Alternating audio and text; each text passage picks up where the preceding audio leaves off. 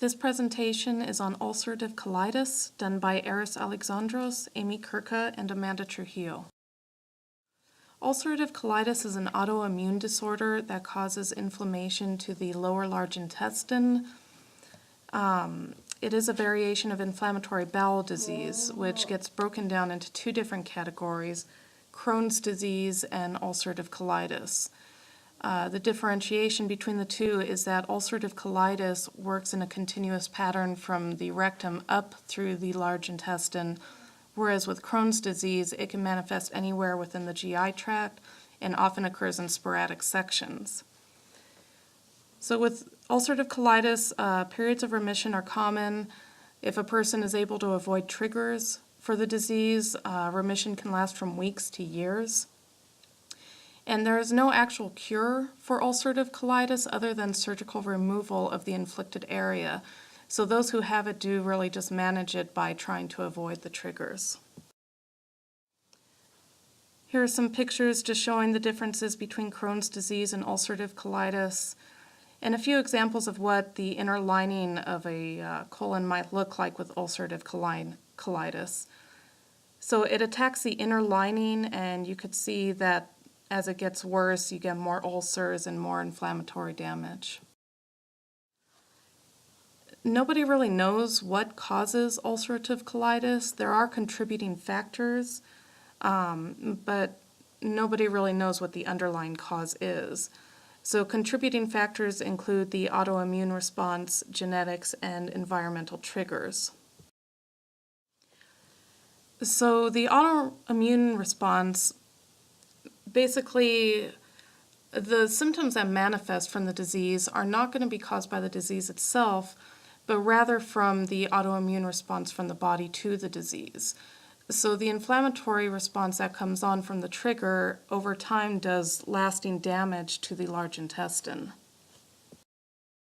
There is also a genetic component to the disease. It's found commonly in families, in whites, and especially those of Jewish descent. However, if somebody has genetic mutation, it does not necessarily mean they will become inflicted. They need a trigger to come along to get the process going. Environmental triggers, these can serve as risk factors, triggers, or both, and include diet, stress, hygiene, smoking, antibiotic use, oral contraceptives, and NSAID use. Basically, anything that has the potential to disrupt the balance of flora in the large intestine can put somebody at risk for UC. High-fat diets are especially called out as risk factors for developing UC. We do see it more commonly in industrialized nations. There's not really a known reason for that. There's speculation it may have something to do with the diet, but nobody really knows for sure.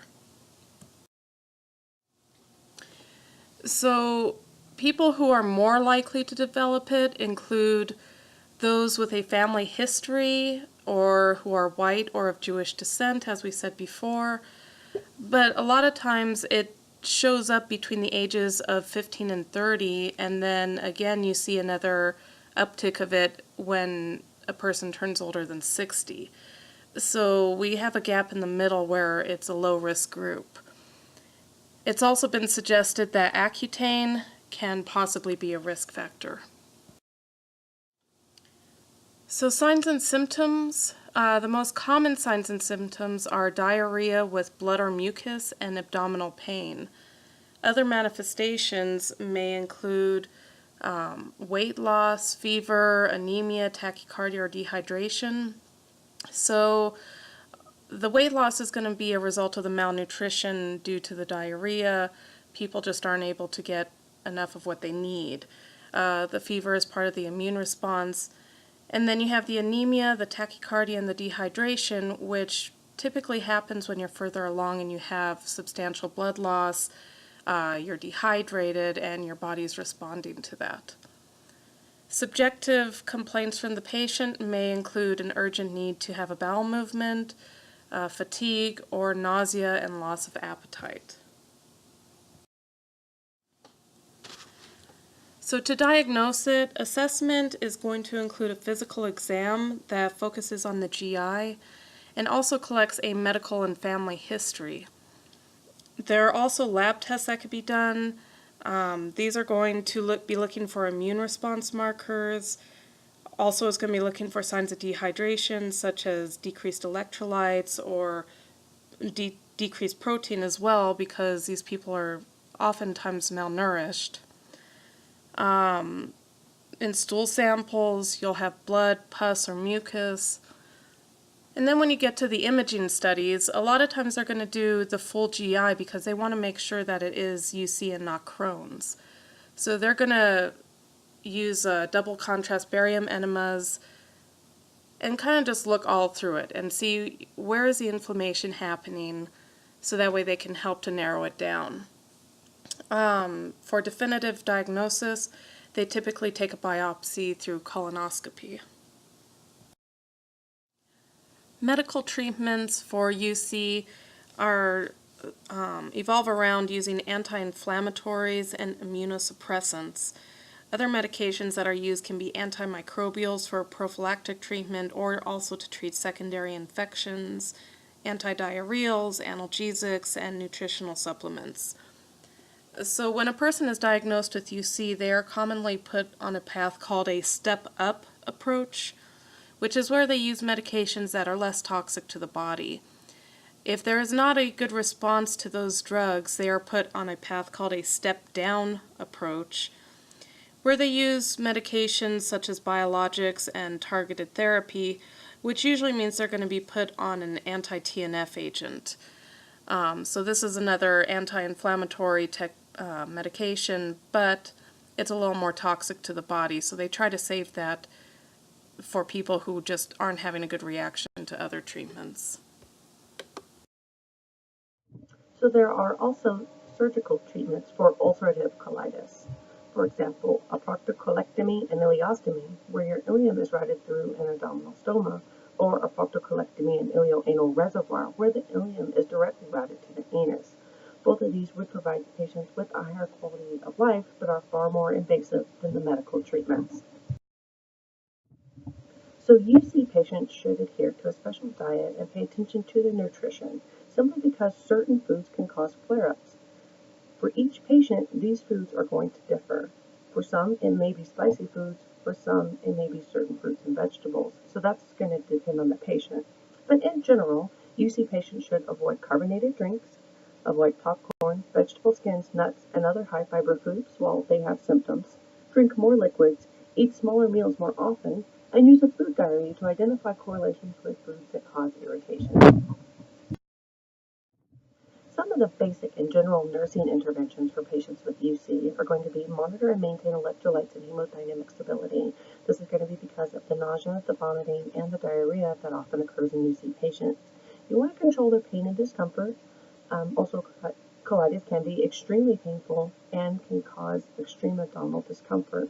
So you want to assess what your patient needs and see if maybe pain medications would work, maybe a change in diet if it's a flare-up due to a certain food that the patient has reactions to. You want to provide nutritional support as well. This will help with your patient, let them know, hey, if you eat these foods, these will be better for you, and may provide less discomfort than, say, than foods in their current diet. You'll want to also prevent tissue breakdown by keeping their skin clean and use a skin protectant until the diarrhea subsides. Do not use harsh soaps. This one's pretty straightforward.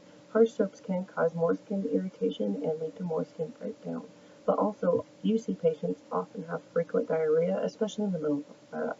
So you want to make sure to keep their skin clean on a regular basis. Also, educate the patient. Educate them on stress relief measures and dietary choices to kind of help them manage their symptoms. UC can be extremely uncomfortable and extremely inhibiting as far as their lifestyles because patients often need to be near a bathroom at all times. So just let them know on how they can relieve their stress, options they can take, and should they go out for shopping or eating, dietary choices they can make when they go out to eat as well. So as for nursing diagnoses for UC patients, this list is, of course, not all-inclusive or expansive, and depending on your patient's comorbidities, these could change. However, these are going to be the most likely and most frequent nursing diagnoses that you will find. So for the first one, diarrhea related to bowel inflammation and intestinal hyperactivity, this one could also be nausea or vomiting related to the same. Imbalanced nutrition, less than body requirements related to increased nutrient loss through diarrhea. Again, this could also be related to nausea or vomiting. Deficient fluid volume related to active fluid loss through diarrhea, also nausea or vomiting. And risk for impaired skin integrity related to excretions, moisture, and altered nutrition. This is especially important if you have a UC patient who is immobile or spends extensive amounts of time in a wheelchair. You'll need to make sure that, especially in the sacral area, to check for any non-blenching redness. Ineffective coping related to chronic disease, lifestyle changes, and inadequate confidence and ability to cope, especially with UC, since a lot of the side effects of UC, especially the diarrhea, will require a patient to be near a bathroom at all times. This can affect their quality of life and the activities that they're able to participate in. Risk for impaired tissue integrity related to surgical intervention. Should a UC patient require a stoma or to have the reservoir surgical intervention, then of course the surgical site would be a risk for impaired tissue integrity depending on the healing process. Along with this would be the risk for infection related to surgical intervention. Should the surgical site become infected, then that would be another complication to add to the patient's diagnoses. Also, with the infection, the antibiotics can also cause GI upset, exacerbating the patient's UC symptoms as well. So what are some of the complications of UC? Well, the complications can happen whether or not the UC is medically, surgically managed or not, but most often patients will have rectal bleeding, and that's when the ulcers from the nasal ulcerative colitis in the intestinal lining open and bleed. There can also be changes in their bones. Often corticosteroid medications are prescribed to patients with UC, and those medications can cause osteoporosis or osteopenia. This is something that you want to assess, and you may also want to assess the patient's blood calcium levels to see if their calcium levels are respecting bone loss. Also, corticosteroids can cause elevated blood sugars to the point of requiring insulin use while they are on the medications. This can be a major complication should a UC patient also be a diabetic. It may make it much harder to control their blood sugars even with insulin use. Also, dehydration and malabsorption, when the large intestine is unable to absorb fluids and nutrients because of diarrhea and inflammation, but also because of the nausea and vomiting often found in UC patients as well.